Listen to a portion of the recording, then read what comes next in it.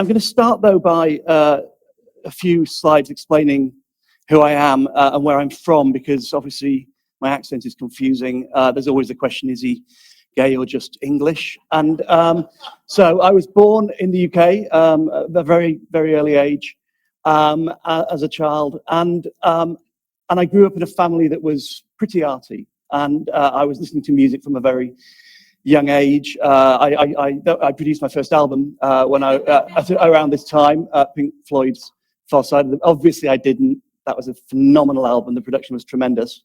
It was Burt Reynolds. Ask me what I am. It's not as good a record, but I was very young.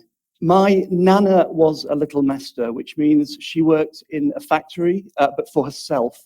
And she put the marks on knives. So if any of you have a yellow-handled butter knife, quick show of hands. Anyone have a... Yeah, a few people. And it says made in Sheffield. My nana will have put the mark on that knife that says made in Sheffield. She worked from the age of 14 to the age of 80, putting thousands on every single week. So we think she etched about 7 or 8 million knives in her life, and they're all over the world. And she was the person who did that. And I tell that story for a couple of reasons. Firstly, she stood on her feet for hours every single day doing a really proper job. And she was a fabulous storyteller. And I share with her only one of those attributes because, frankly, I'm terrified about staying up here for 45 minutes on my feet. It sounds like very hard work. And I've never really done a proper job in my life. But she taught me the importance of everyday heroes, of the people who do the things that really, really matter. There are just some of the few of the 7 million knives that she etched. Obviously, I haven't got pictures of all of them. A very, very long talk. This is a picture of my father. My father is on your right. He was a journalist. Obviously, that picture is there to mainly laugh at the moustache of the guy on the left. That's not nice. That's cruel. But it's true. My father was a music journalist, and he took me to concerts from the age of 5. And I realized for the first time when I was 5 or 6 that the whole evening didn't finish when the performers finished. You went as an audience. You watched people perform. And then my dad would go to the newsroom and write his review. And he would do that until kind of 10 or 11 at night. And then it would go down to the guy on the left who would set the plates up to print the newspaper. So that idea that it wasn't just about performers giving their all, it was the preparation that went into it and then the industry that came out of it. And that whilst maybe there were 80 people on stage in an orchestra, maybe 400 people were working that day to lead in and lead out of it, and the importance of everyone involved in that. This picture of my mother, who, and that's there, she was a folk singer, and from her I learned, she dragged me up on stage also very young. I was basically a child puppet, I think, to be honest. Now I'm thinking about it. My childhood was wrong. But she was a folk singer, so I spent my childhood basically singing either a third or a fifth above or below her most of the time. And I think that's how I've approached festivals and life, which is work out what the dominant line is, what the dominant melody is, and then be either a third or a fifth above or below it. I studied drama. This was I didn't unfortunately see all of the presentation before, but activism in my day didn't look anywhere near as good as that. That's me in the jacket. It's mainly there so we can laugh at the jacket, but it was the 1990s. And the guy on the left, that was how we did protest in those days. We just looked deeply surly. At this point, we were complaining about the lack of student grants and the fact that teachers simply weren't paid enough. But luckily, I think we won all of those arguments. I went into directing theatre. Picture of me doing the director's point. So that's how you know I was directing. Upsettingly, in this picture, which is the only one I have, somebody's doing the point back at me, which is wrong. That should never happen to a director. If this happens, you've lost control of the situation. I directed for years, and I ended up at the National Theatre in London. And National Theatre produces 22 shows a year on 3 stages. It's a fabulous theatre, and my job was to change the way people perceived it from looking like a car park to looking like a vibrant, exciting place that you would want to go. And during this period, we had so much outdoor work and so much wonderful festival work alongside great work on the stages. And so that was the moment when, in my late 20s, I realized I needed to make a decision. I could either direct theatre and be in a room telling stories to a group of people over and over again, or I could go into festivals, which would involve being outside more, using the whole city as a palette. And so what I should say now, when I talk about festivals, what I don't mean is music festivals. I love a music festival. This is obviously a classic. And I love music festivals. I love weekenders. I love that idea of all the art you know in one place. But I'm actually not talking about that. What I'm talking about is city festivals that are transformational and which take people on a journey. This is a picture from South America, from Colombia. And it was a festival in which every night, instead of there being a program that told you where to go, they would simply lay out candles and people would follow them to the center of the town. So you knew a show was happening because they were setting light to things, which is one of the great joys of festivals. And from there, I began to think, what is the point of the festival model as against the year-round theatre model or the arts centre model? And I realized several things. First of all,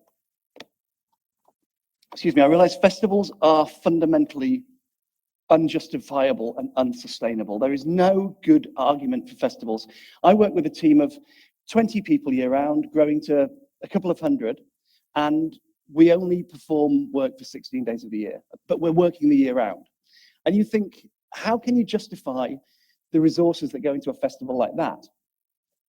And it's true. If you put aside the fact that the first time any great artist came to a city was to the festival, if you put aside the economic impact, which we know is at least 7 to 1 of every penny spent in either subsidy or ticket sales to what goes into the economy, if you put aside the commissioning program and the fact that festivals encourage artists to hit personal best, if you put aside the fact that they make us feel great about where we live and change our environment and allow all of the people who employ people within that city to encourage people to come because they say, yes, we have all the great artists here. If you put aside the fact that they can be used in marketing materials, place setting, economic and education sector, if you put aside the fact that tens of thousands of people will have the best time of the year, and actually it's not about the whole year, it's about that moment of incredibly special time when you come together with like-minded people and you, almost like a state of the nation, redefine who you are. If you put all of that aside, festivals are completely and utterly unsustainable and unjustifiable. And so I began to think, so how do we tell the story of what festivals really do? This is a picture of Mammalian Diving Reflex, a great company from Canada who teach children to cut hair. And then the public sits down in a chair and the kids cut the hair of the audience. And it's funny, it's witty, it's a great image, but it's about democracy. And the reason it's about democracy and empowerment is because we say we should empower young people and give them a voice and give them the right. Well, if you really want to empower and give political voice to young people, give them a pair of scissors and sit in the chair. And if you're not going to do that, let's move on. So that's what the license, I believe, you get with the festival. It's only for a short period of time. So if you don't like it, it'll be gone soon. So don't worry about saying yes, because it's just a short period and then it's gone. And the license you have is different to the license in any other environment. So I love the fact that festivals are like an extreme sport for the arts. For the professionals involved, they are the absolute extreme of the number of shows, the style of shows, the caliber of artists. It really challenges everyone involved and the whole audience lifts. So that's what I began to realize I loved about festivals. And whilst I was having that conversation, I realized as well that festivals are like bumblebees or bees, as I think you call them here. It's awkward.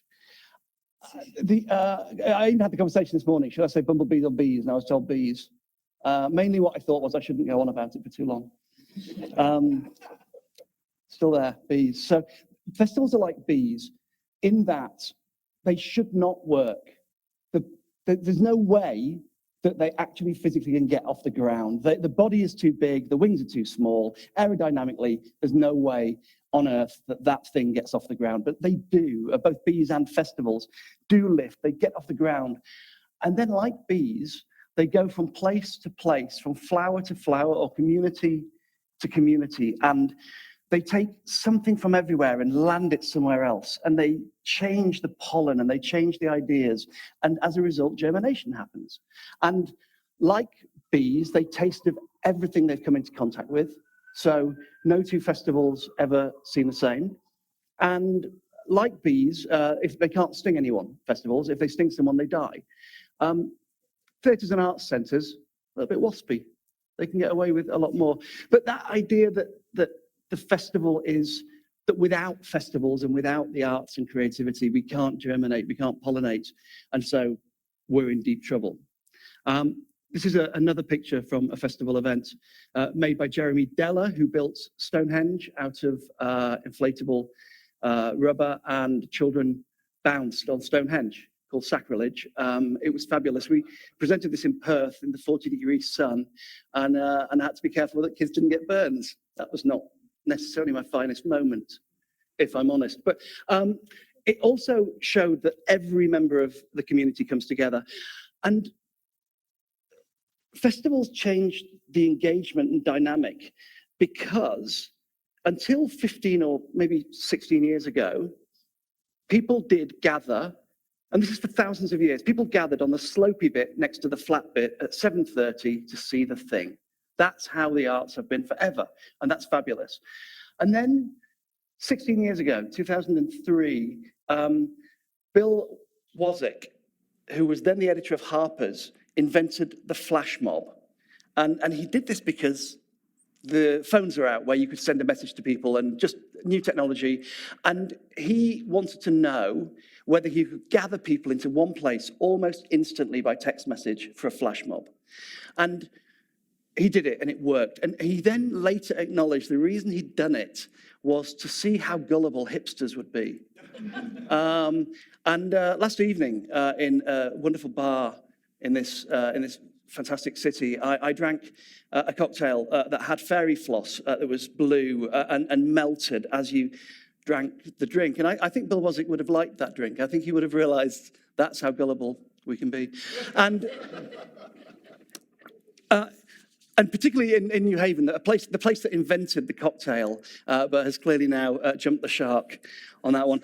So I decided to go and run festivals instead of directing theatre, and I went to run the Norfolk and Norwich Festival. The Norfolk and Norwich Festival is the oldest, or I think we try and say longest running, to sound less fuddy-duddy, festival in Europe, or certainly in the UK. It was founded in 1778 out of a classical music event with the intention of raising enough money to build a hospital, which by 1820-something it had done, and that was called the Norfolk and Norwich Hospital. And now people go, we love the hospital. Why is there still a festival? In 1820, the festival lost twopence, and the entire board and staff resigned in apology and embarrassment. Those were the days. That's how I am on the cusp of resigning all the time. I mean, I literally, if I fluff a word, I'll go, look, I'm sorry, I just don't deserve this. The world has changed, and that's no longer fashionable. It seems like I could get away with anything now, but actually, that's how a festival should, that's the rigor that there should be in a festival, because if it's not astonishing, what was the point of those other 330, I haven't done the maths, 300 and something days. That's it, I think I should leave you. I don't think I should carry on. So, Norfolk and Norwich Festival, an unbelievable, crazy, wild team of people delivering work. I arrived and it was still a classical music festival after 270 odd years, and my job was to change that into being all the art forms. Norfolk and Norwich. Norwich is a city, about 300,000 people, about 2 hours from London. And I'd been at the National Theatre in London, and going 2 hours to Norwich, I might as well have gone to Norway, which is actually what all my colleagues said. They would ask me, how's the Norway festival? I'd say, no, Norwich. And they go, no, we can't do that. So I went to Norwich, which is not only the longest running and oldest festival, it's also the remotest festival in the UK. And I opened my first festival with an event with 7 drummers from France drumming, and then they're lifted up. I don't know if this makes me a good person, but when you announce that you're going to open your festival in the UK with 7 Frenchmen hanging off a crane drum, people love you. And from there you move to classical music, and you move to theatre, and you move to dance. And we had an amazing time there. And then I was called by a brilliant festival director in Australia who said, do you fancy running the Perth Festival? So the Perth Festival is in Western Australia. It's been going for 65 years. It's the oldest, or often says the longest running festival in the Southern Hemisphere. And it's also the most remote festival in Australia. So by now I'm the old remote festival guy. But I went there to run that, and I'll come back to Perth in a minute because I want to tell a story about that. And then I spent 4 years there on the west coast of Australia and 4 years on the east coast of Australia in Melbourne. Melbourne Festival is another major festival. The Australian festival circuit is brilliant because the tyranny of distance means you can't afford people to travel there all year round. And the relationship with arts and culture in Australia is that it's for festivals, not for life.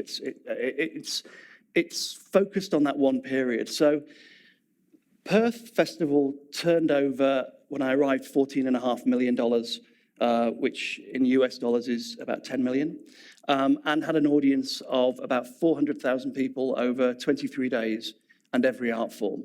Melbourne is slightly smaller than that, but it's still really well subsidized, and that subsidy tends to be written into statute, so it theoretically can't be changed.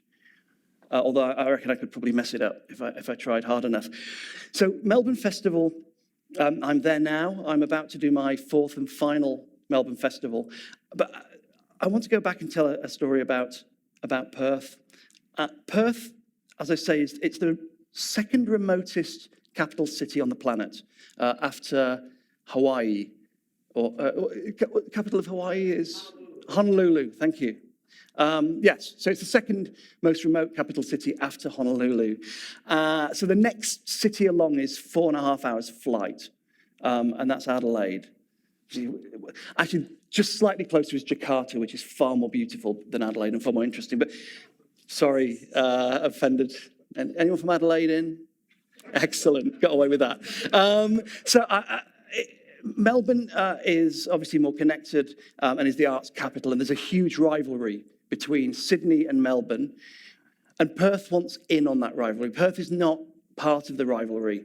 Melbourne is the sporting and arts capital of Australia, and the food capital and the coffee capital and all the capitals. And Sydney goes, that's all very well.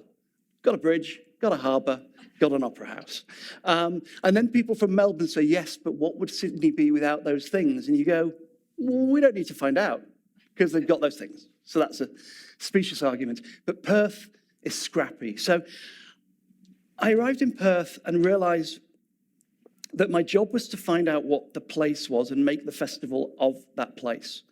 Thomas Paine, who wrote The Rights of Man, amongst other things, and part of the US Constitution, which we all know about from Hamilton. That Thomas Paine, that's right, the one who didn't actually make the show. He said that about revolutions, that you can borrow ideas, but you can't borrow situations. So you have to be specific. Your head has to be where your feet are. You have to live in that moment, live in that city, for that city, with that city. I think I just got the title of the talk into the talk, and I wasn't expecting that, so I'm actually pretty happy. So anything from now is a bonus for me. He talked about that, but Perth is an incredible city. It's 1.6 million people in the whole region. But when there was, when the moon, when they put the man on the moon, where are we on that today? Do we believe that they did put a man on the moon? Was it Mars? Is the moon part of Mars? Mars is part of the moon? I don't know. I'll leave that to bigger brains than mine. But those of you who didn't get that joke will read the news tonight and go, oh, let's see what he did there. Nice. Had a go at our president. How very dare he. Read the room, Jonathan. Read the room. So anyway, when they put a man on the moon, as they flew up and they looked down at Earth, Perth, everyone in Perth turned their lights on. And it's so damn remote that you could actually see Perth from space. You could see the lights of Perth in a little ring and then nothing for about 2,500 kilometers. So Perth's amazing. But when people arrived in Perth, obviously they called Australia Terra Nullius. So land with no people, apart from the 279 indigenous communities who lived all around Australia, tens of thousands of people, with the most brilliant and astonishing community storytelling tradition, 60,000 continuous years of storytelling. So it was so vital to make sure that the festival was of place and of the city and represented everything. So I arrived, and my first event at the festival on the first weekend that I was there was on the beach, because it's obviously thousands of miles of beaches, on the beach with Aboriginal voices singing in Noongar language, with then a choir and dance and music and more fire. And the people arrived at dawn. That's actually, I suspect people of Perth have the opposite relationship to time to the people of New Haven, in that people in Perth turn up very, very early. They wake up at, I don't know actually about the mornings and nights here, but they're on time for things, which is interesting earlier, that conversation about that relationship with arrival. And Perth people did arrive at dawn. Obviously, we didn't start the event till 7:30 because there's no way I'm getting up before that. And this event was for about 400 people. And then the next night, we had an event called Place des Anges, also known as the Feathers. I don't think this has been to the US, but this event is based on the idea, if angels came back to Earth, where would they land and what would they do? And the answer is, of course, in downtown Perth, just outside the town hall. And what would they do? They'd have a massive party. So one single aerialist flies out over the crowd and a single feather drops. And there were 30,000 people waiting for this event. And then more feathers, and then more feathers, until eventually 2 tons of feathers coming out of fans, dropping from the sky, swirling. It was like a blizzard of feathers. 30,000 people danced in the feathers. They sang. They threw the feathers at each other. Middle-aged and old people kissed each other like they were children. It was by turns glorious and horrifying. But there's never been a blizzard in Perth. It's 40 degrees in the summer. So that excitement of seeing a blizzard happening all around.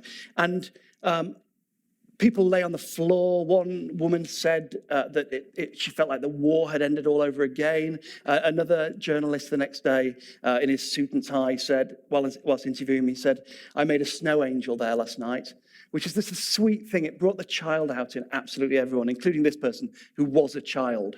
So that wasn't difficult. But at the end of it, it looked like New Year's Eve in New York, with no people and no pizza. So, I mean, it was closed, let's be honest, it was Perth, but it was still beautiful. And then people started saying to me the 7 words. There are 2 7-word reviews you never, ever want to get, responses you never want to get at the end of an event. Only 2 7-word. One is, I didn't understand a word of that. That never works. And the other one is, how are you going to follow that then? And I thought, that's true. And I should at this point say that the festival was not only about large-scale outdoor events, We had the first performance of Macklemore in Australia to a couple of thousand people.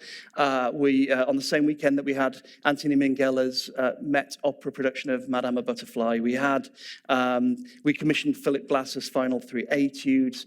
Margaret Atwood and Martin Amis both spoke. And so there was, Robert Wilson and Robert Lepage were both at the festival. So this was amongst both high art and low art, or art, as I like to think of it, because I don't think there's any distinction.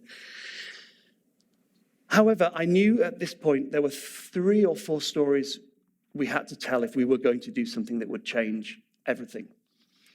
We wanted to tell the story of the 100-year, the centenary, the 100 years of Anzac, and the first arrival of Australian soldiers on Turkish soil during the war, which in effect was the first time that Australia and New Zealand fought under their own flags, and therefore it was the moment that the nation was created. So we wanted 100 years since the war. We wanted to look at also the story of 60,000 years of Aboriginal people. We wanted something that would transform everything, and obviously we wanted to stick it to Sydney by having the giants.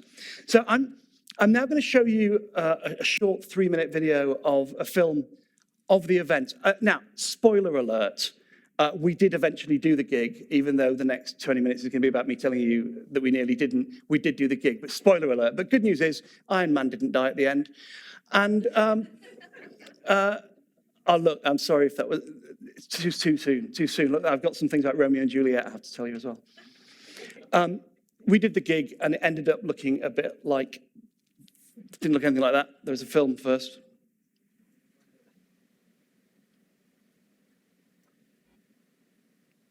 I'm going to pause there. There's going to be a film in a moment, because my colleague at the back is going, I can make a film happen.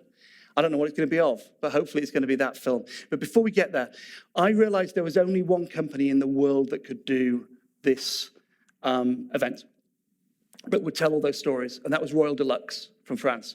And they are a company that do shows with puppets, basically, but massive outdoor puppets. One of them is about 8 meters tall, one of them is about 12 meters tall, so 3 and 4 stories of a building tall.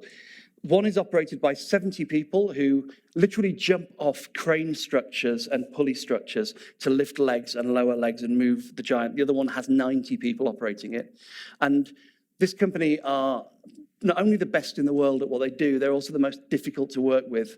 And because there's so many of them, they're incredibly expensive. But this was the company we knew could do it. We had one problem, which was that the company wasn't available because they'd been optioned by another festival in Australia. And I won't say which, because that'll be rude. So are we able to show the video now?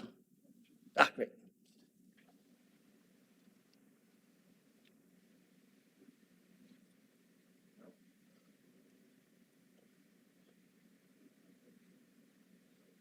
I can wait all day.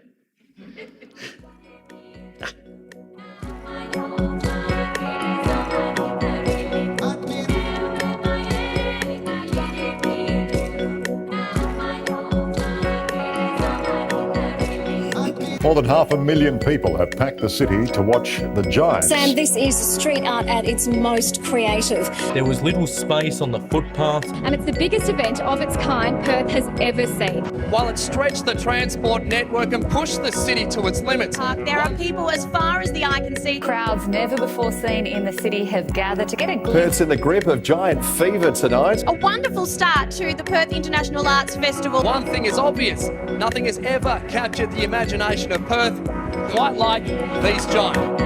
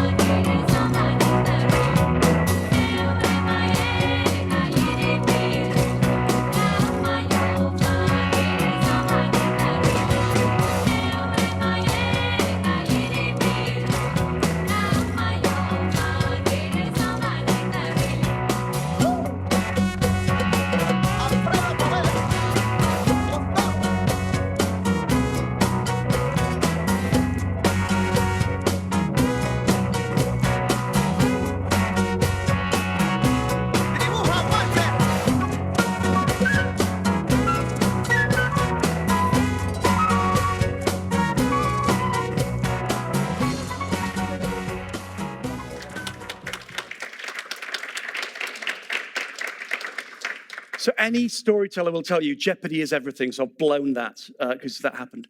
So how we got there is the interesting thing. And I think it's interesting for the conversation about arts and culture and importance of festivals in cities, because actually, whether or not we got there, obviously, if we hadn't have achieved it, I probably wouldn't have been invited to talk to you about it. It would have been awkward because I then said, then we didn't succeed. And actually, this very nearly happened in the US, in Chicago, a couple of years ago. And interestingly, it got to the stage, it had been sorted out, everything had been arranged, but they didn't feel that there was the way of bringing a community together, that many people, hundreds and hundreds of thousands of people safely in Chicago at that time. So actually, there's a really interesting conversation about how you get to a place where something like this absolutely can happen. And so I basically realized we couldn't have the show because someone else, a festival I won't mention, had got the offer. But I went and saw the company every 2 months that year and chatted to them and drank with them and said, the moment they became available, I would absolutely love to do the show. Now, coincidentally, on the night of my second festival, the first night of my second festival, Sydney Festival dropped the option. And that's given that away as well. This is terrible. This is terrible storytelling. They dropped the option. We took it straight away. And so now all we had to do was raise an additional $3 million to match the $2.5 million we already had from our budget to do the show in order to get 100 French people across the sea and add another 400 staff of our own. It's the Olympic Games of the arts. So we would have to close down the whole city, in effect, for downtown, very centre of the city, for 3 days. We needed the support of the state, city and federal government, of the police, ambulance service and fire brigade. We needed the air traffic control, and we needed the Coast Guard to get the boat out to sea. We needed the support of every member of the city's team, logistics in every other way. We needed obviously the money and all the French people to do what we asked them to do at all times. And then we needed all of the shops, hotels, restaurants in the CBD or the downtown to accept that there would be hundreds of thousands of people, which was an opportunity and a terrible difficulty, getting people back to airports from hotels. We would swamp everything. We needed the support of the Australian Veterans Association, the Return and Services League, because we wanted to call it an Anzac event, so they had to believe this would be respectful and beautiful. And we needed the Indigenous people, the Aboriginal elders, to say, yes, this is something we can talk about land.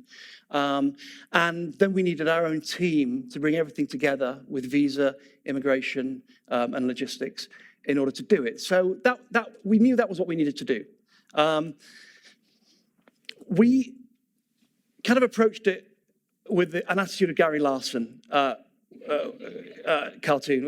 If we pull this off, we'll eat like kings. We thought the chance of this working is very, very small. But we also realized at this point that the journey itself had to be the goal, that tasks build teams, and doing this event would bring people together in a way that would mean they could be brought together in a future for another event, for another activity. It would create a community within the delivery services of Perth that was unmatched. The hundreds of inventions, when NASA either put a man on the moon or faked it really well, and actually, to be honest, I don't care which, because they're both impressive. When they did that, the hundreds of inventions that were a result of just trying to do that. I mean, and it's more than just Post-it notes and the pen that can write in space upside down, where the Russians used a pencil, still one of my favorite stories. We knew that everything would happen on that journey, and that trying was the whole game. And we knew we would build new superhighways between people, like neuro circuits that would go from person to person. And we also started knowing that, and this is a great fact that I think everyone will recognize, internal resistance is often as powerful as external resistance. So we needed to persuade the team and our colleagues and ourselves that we would do this event before we went anywhere near anyone else. Because when we went and talked to the mayor or the premier, they were going to not ask me the question, should we do the event and is it real? They were going to ring whoever in the organisation they knew. They were going to ring Pete Leokopoulos, who works on the front desk, lovely guy, does our video work, and he's the receptionist. And they know Pete, so they're going to ring Pete and say, Pete, is this real? Is what Holloway is saying even likely to happen at all? And if Pete goes, oh no, not sure, that's the gig over. And so we actually had to build an internal team. And look, to quote Aaron Sorkin says, if you're dumb, surround yourself with smart people. And if you're smart, surround yourself with smart people who disagree with you. I couldn't agree with that more. Shakira says in one of her songs, to buy more thongs, to write more happy songs, it always takes a little help from someone. And again, how right Shakira is. And I think when we listen to that wisdom, that's what we understand. So we needed everybody to buy in. And we realized early on that this was going to become the project of 1,000 not knows. Nobody said yes, but nobody wanted to be the one who said no. So we went to the police and they said, look, we're in if the ambulance service are in. And the ambulance service, but the ambulance service won't ever agree to it. Ambulance service said, look, we're fine if you can persuade the fire brigade. They're awful people. So we went to the fire brigade and they went, we're fine if main roads say they're fine. So eventually we had everybody in the city saying we're in if everybody else is in. And this was when we adapted a new policy, which was called Never Say No to Panda. فايز اعمل لك معايا سندوتش جبنه. Just you know why you and I.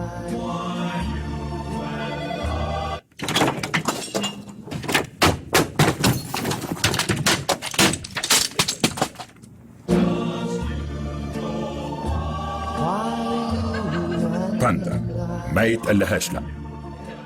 صباح الخير يا استاذ طفي. يلا عشان الفطور. جايبه لك النهارده سندوتشات جبنه. لا والله ماليش نفس. Just you know why you and I will buy and buy.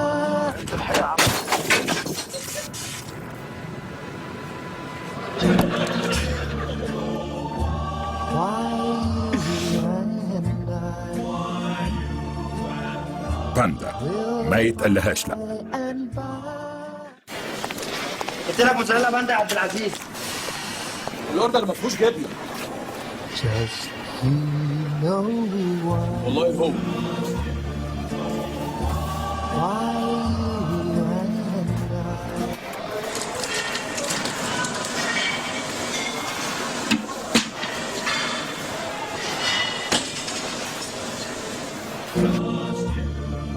باندا ما يتقلهاش لا. ايه ده؟ ما تيجي نجيب باندا يا بابا. يا ابني ده ما جبنا حاجات كتير. Just you know why you and I will buy and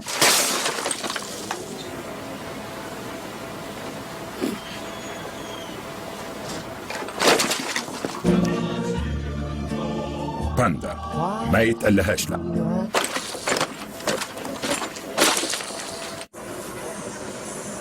بابا مش هنجيب باندا يا بابا. Just you know why you and I.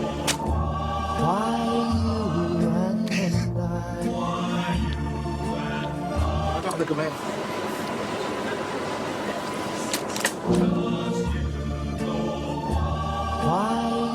باندا ما يتقلهاش لا.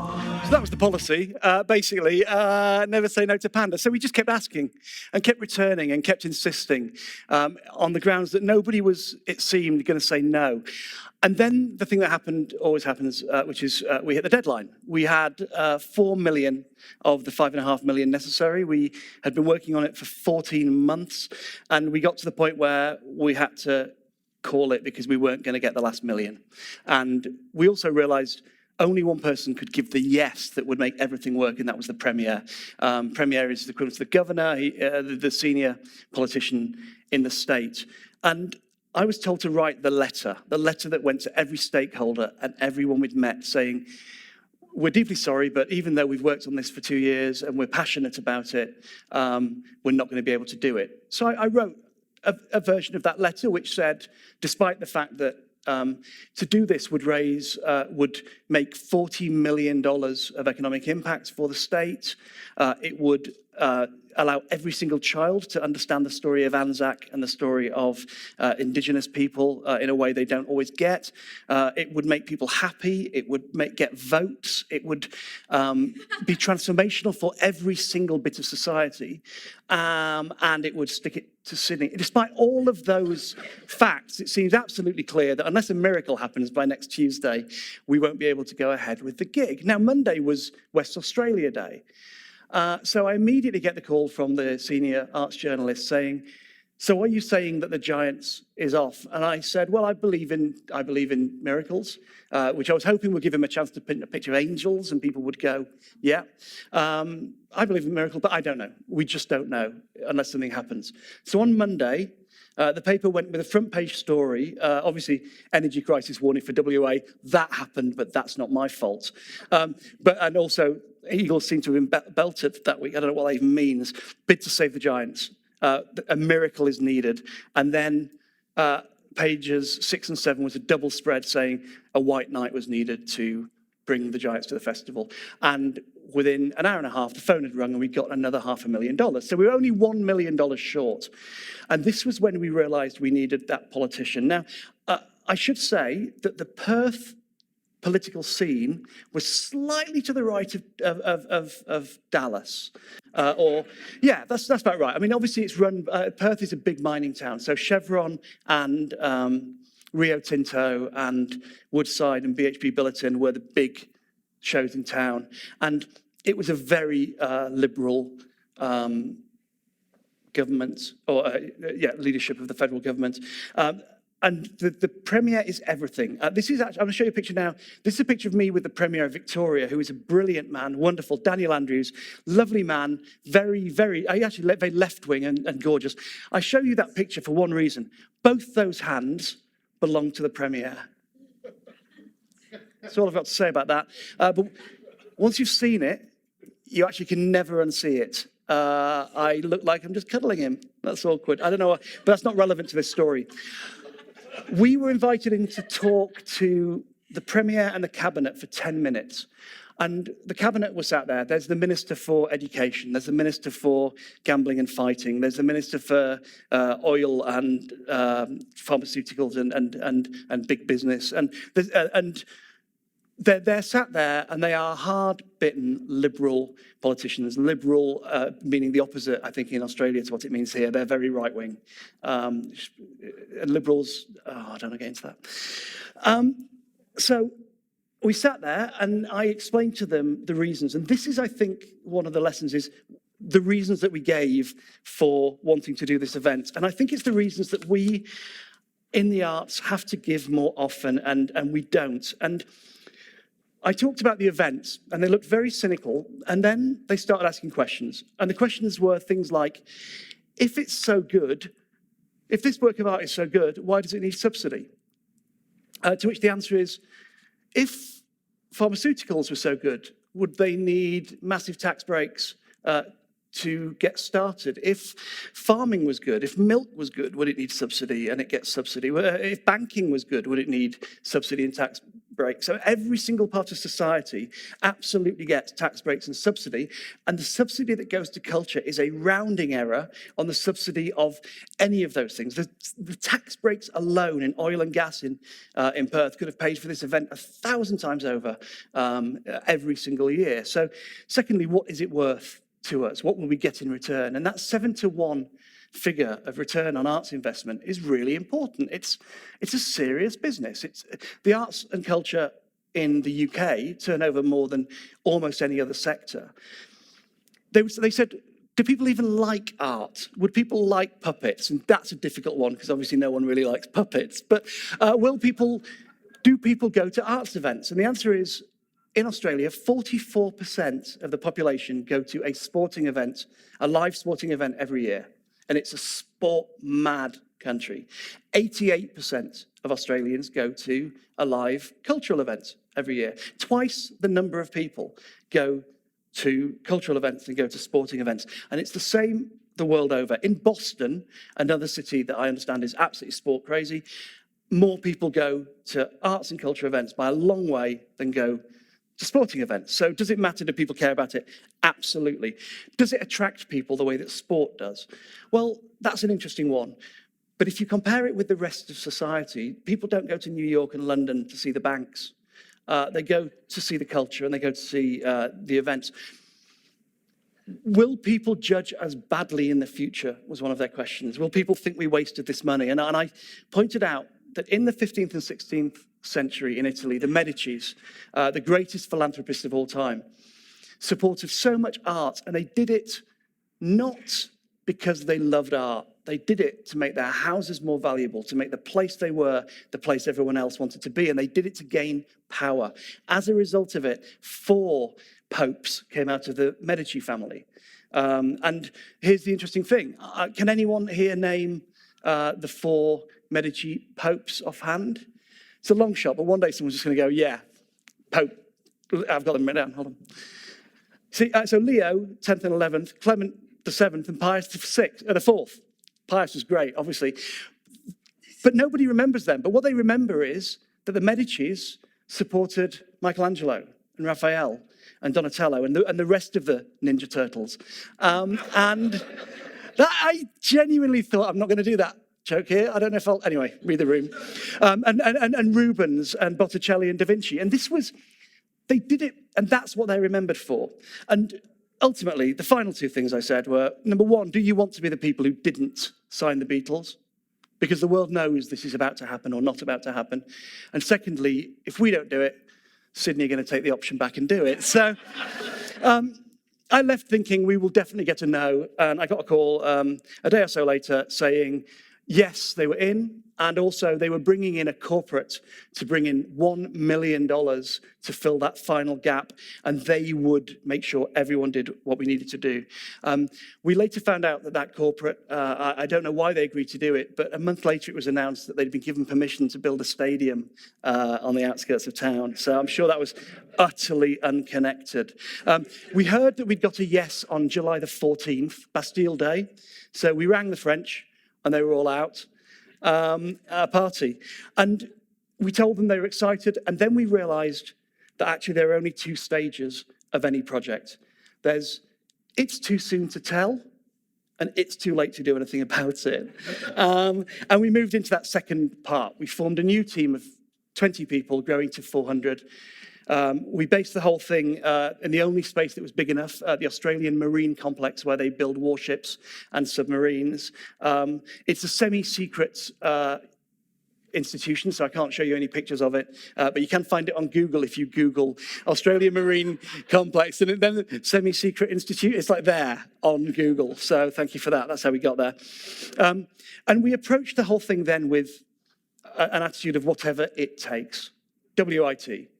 We went into rehearsals with the Army, with the Air Force, with the Navy, with cadets, with every branch of the military to do a flyover and to do the arrival of the Eternal Flame, which is relatively complicated and not quite as eternal as some people may claim. But it like the puppets, sorry, like the giants, must always be seen to be alive when it's in public.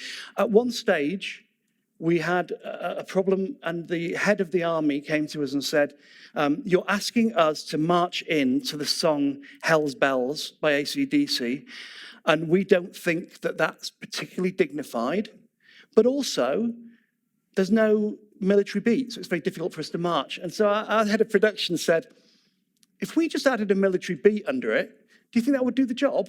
Did that? Yeah, sure. So that worked. We did that. And then we had the fabulous conversation about the crane. So the crane needed to lift the big giant, which weighs, I have no idea about statistics, but huge amount. It's made of solid wood and metal, and it's held up by ropes, and hundreds of people are operating it. It needed to lift up in order to go over a bridge over the heads of the audience. And you can't do that due to lifting and loading regulations. Our head of technical sat at home for 3 days and came back and said, we can do this if we relicense it as a fairground attraction, because fairground attractions sit under a different part of legislation to cranes and what they're holding. And so he went out and he found the leading licenser and builder of fairground attractions in Australia, employed them, brought them in. They said, you need to do 2 extra safeties, and this is the paperwork. At the key moment in the show, in front of 400,000 people, they did the extra clip, and the guy licensed it as a fairground attraction. The head of health and safety signed a new risk assessment for a fairground attraction. It was lifted, went over the audience, and came back down again. And it's everyday heroes that make amazing events happen. That was the most creative act, I think, in the whole show, having that idea. I will also say, it really doesn't matter how many pieces of paper you have signed. When you lift something that's hundreds of tons over the heads of audience, the words massive crane failure are the only thing you can think about. It's the most terrifying experience I've ever had. But it worked, it happened, and we had 200,000 people at the first walk that the girl did. That built to 400,000 people for the later ones.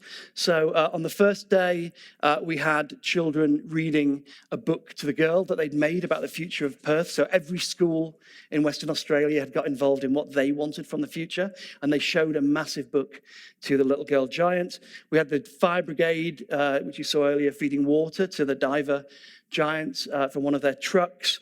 We had a welcome to country by the Indigenous people, in which they didn't welcome the audience, but they welcomed the giants to Perth, because they said, these giants, and they took a week and a half to make the decision. They said, these giants have been loved by so many people in the world, they must have a soul. So they welcomed them.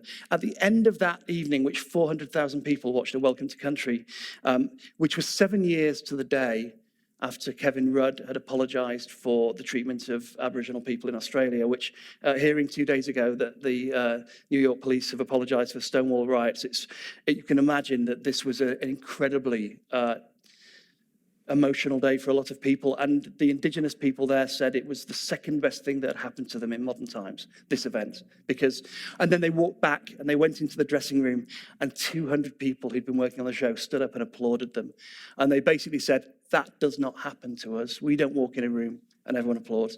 And that's, for me, what happens. On the final day, there was the ceremony. This is a picture of the 400,000 people who were there for that final day, in which the eternal flame was brought in by a young woman cadet on horseback. A wreath was laid by one of the final relatives of the first soldier in Australia to pass during the war.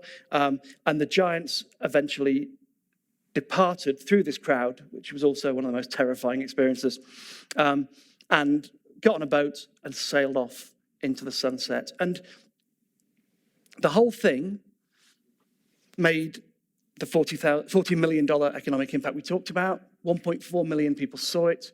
It was absolutely everywhere on the news, in the press, on social media. It trended the highest on social media over the whole weekend. I mean, obviously there weren't as many people tweeting in those days, but it was still, oh no, just don't even do another one. And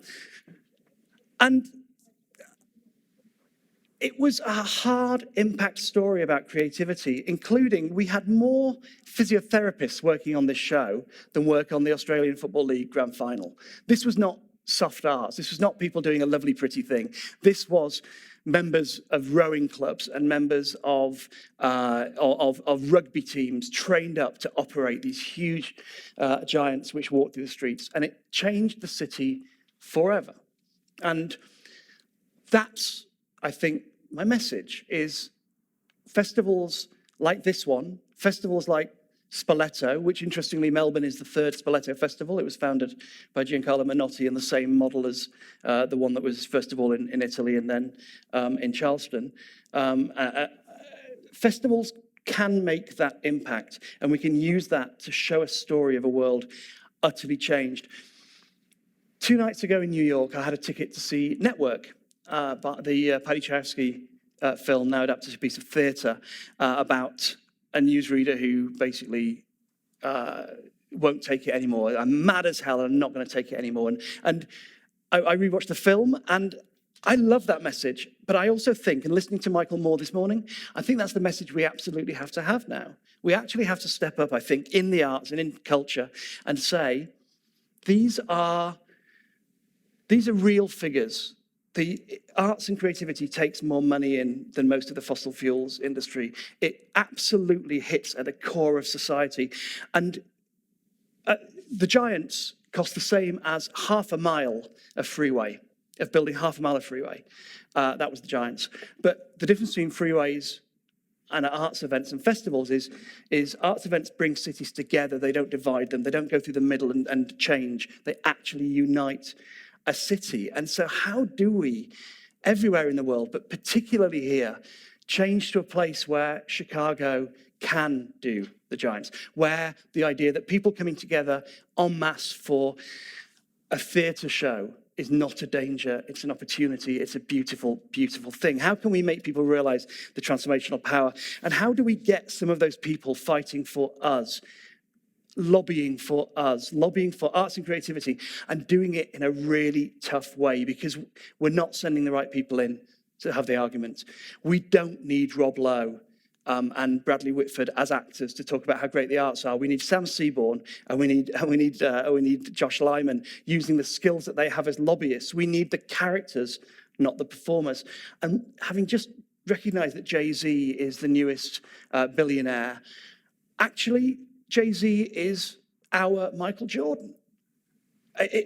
We need to be sending in the people from all parts of the arts, not simply opera and ballet, but we need to be saying as well, we will continue to do this and we need to be arguing it at the very top level in a way that other sectors absolutely are. I think we need to say we're mad as hell and we're not going to take it anymore. And you can prize you can have our library books when you prize them out of our cold dead hands. We need bumper stickers saying that this is absolutely as important as everything else that's being hugely lobbied for in government. I'll finish by saying why I do this, why I do the arts. And this is a picture of my eldest daughter 7 years ago, putting makeup on Taylor Mack. Taylor Mack is, I think you know, a fabulous artist, came here, performed part of the 24 Decades, which we took the full 24 Decades to Melbourne 2 years ago, which is the only thing I've done that was more complicated and difficult than the Giants. And it was wonderful. But this picture of my 7-year-old daughter putting makeup on Taylor is a perfect example of harmony, of beauty, of innocence, of joy. So I do this partly to make the world a better place, but also, if you've done the maths, she's 13 now, so my life's over anyway. I mean, I'm having a terrible time, and actually she spends longer putting her makeup on than Taylor does every day. And so I haven't got long to make the world a better place for my 13-year-old and my 11-year-old daughters. Also, the good thing is, while I'm here, I'm getting a chance to go and wander around Yale, and I'm realizing that even though I've saved up like a whole bunch of money, she's actually going to have to learn to row, which has been a tremendous disappointment. So that's my message. My message is, I think we need to tell this story. We need to celebrate festivals. United States has 2 great festivals here and in Charleston. You need to support them. They're both on at the moment, but this is a brilliant thing. Nurture it, but demand that it gets significantly more support and more money, and tell that story that says the thing we love is absolutely as valuable, transformational, powerful, and in every way as economically viable as sport, as everything else in society. This is what we need to do, and we need to do it right now. Thank you.